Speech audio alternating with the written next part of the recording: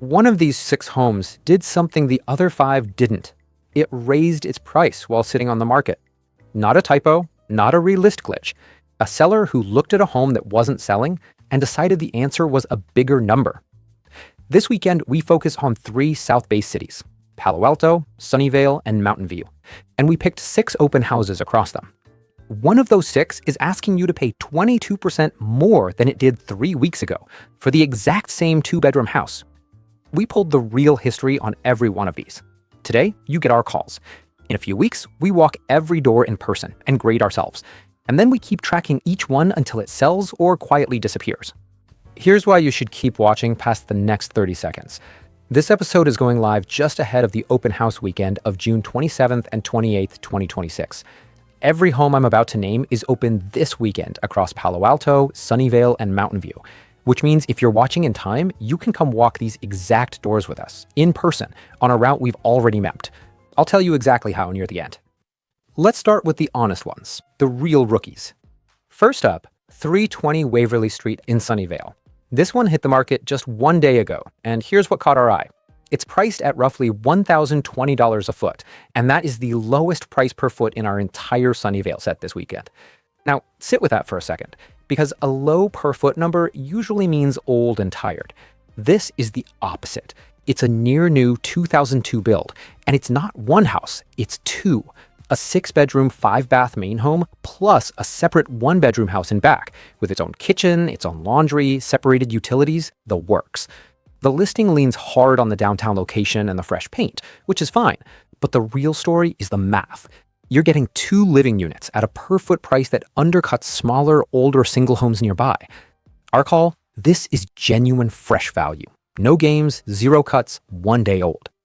The thing we're going in to verify in person is how truly separate that back house feels, because on paper, that's the whole pitch. Next, 180 Espinosa Lane in Mountain View, over in Whisman Station. Listed 1 day ago, priced around $1,318 a foot.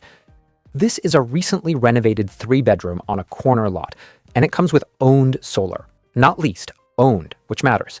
An attached 2-car garage, and a little enclosed upstairs landing. The listing counts as 42 square feet of bonus flex space.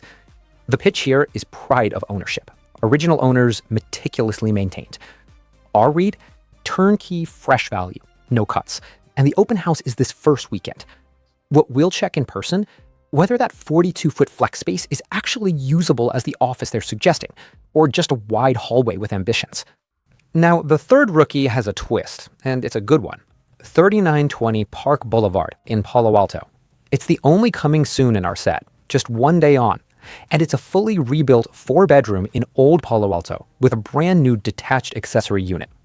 Lists near $2,170 a foot, which sounds steep until you realize it actually sits below a comparable rebuilt old Palo Alto home nearby.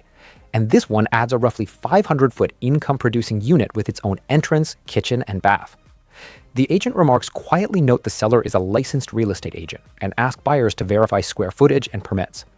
So our call: fresh value with real upside. First showings this coming weekend on June 27th. We'll verify those permits in person, because a rebuild is only as good as its paperwork.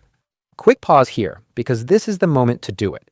If you're getting value out of these reads, the true age, the real per foot math, the stuff the listing won't tell you, subscribe.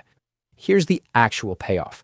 In a few weeks, every single call I just made gets graded green or red after we walk the door. And then we tell you what each of these homes actually sold for, or whether it got quietly pulled. That follow-up only lives on this channel, nowhere else. Now, the long game. These are the homes that have been fighting quietly, and most buyers have already scrolled past them. 849 Flin Way in Sunnyvale.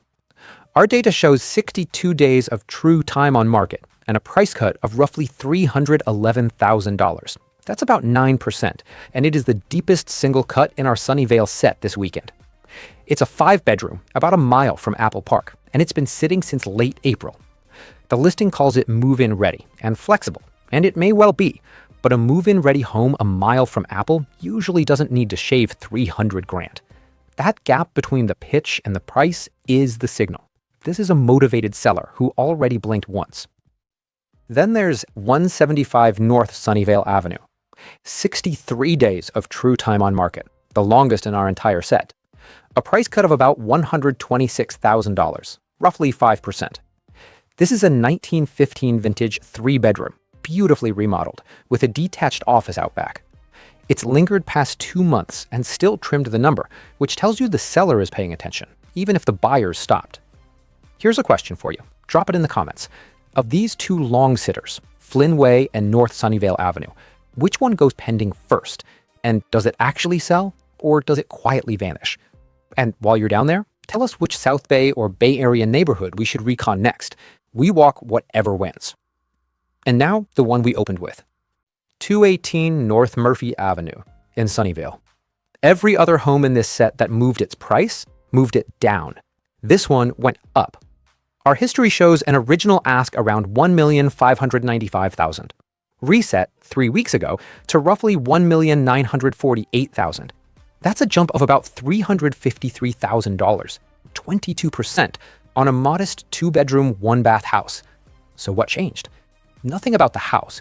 Read the remarks and the answer is hiding in plain sight. They barely talk about the dwelling.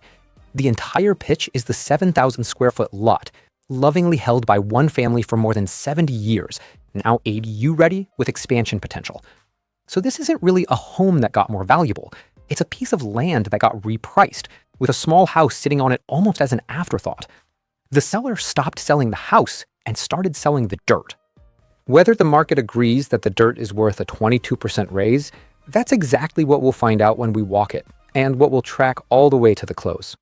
So here's where it all comes together. Every week, we handpick open house tours across our 3 markets, the San Francisco Bay Area, Los Angeles, and South Florida. And these 6 homes came straight off this week's list. We publish the full curated lists and the optimized routes on our website, so you can walk the same doors in the smartest order with the timing already worked out. And it's all right there. For every home, you'll find the exact open house time and a direct link to the listing itself. Open that link and you've got everything about the home with its open house, so you can review the pictures before you go and walk in already knowing what to look for. If you're watching before this weekend, head to the website, grab the route and the times, and come walk these doors with us. If you're watching after, subscribe and wait for the walkthroughs and the grades. And check the site so next week's handpicked tour is already waiting for you. And if you're actually buying or selling right now, in any of these neighborhoods, or anywhere across the Bay Area, Los Angeles, or South Florida, this kind of read is your edge. The true age behind a reset clock. The real cost basis. The gap between what a listing claims and what the records show. The Proposition 13 spread between an assessed base and today's ask. Reach out and we'll run those numbers on your specific situation. No pressure. Whatever your real estate task is, this is exactly the kind of analysis we do. And we put the full power of big data behind your buy or your sell. And if you just want the next teardown, tell us where to point the cameras. Big Data Realty. We run the numbers. You can make the call.